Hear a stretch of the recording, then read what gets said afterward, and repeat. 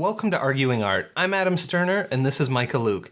And in our continuing series on the categories of art, we have already covered creative art, interpretive art, and now we'll talk about collaborative art.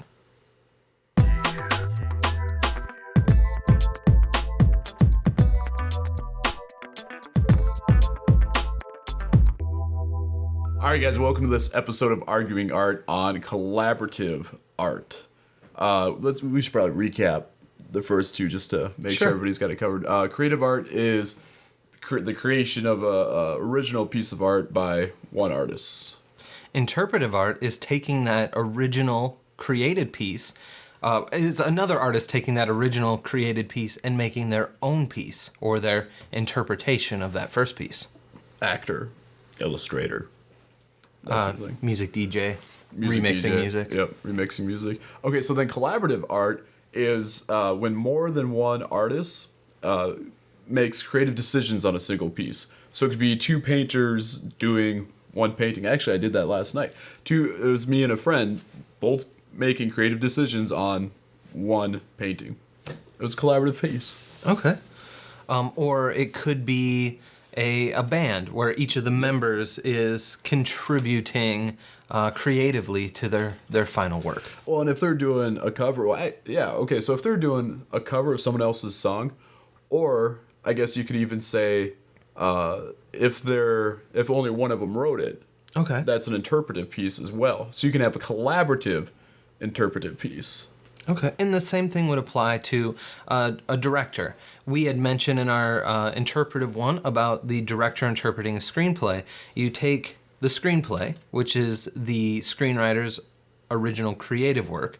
The director comes up and makes their storyboards and reinterprets that screenwriter's work. So that's the interpretive art. That's the interpretive art. And then they take that interpretive art, hire cast, crew, directors of photography, all of that. Yep. They get together and they make the final movie or film, which is the collaborative work of art. Because the makeup people are making creative decisions, the actors are making creative decisions, so everybody is kicking in their art together.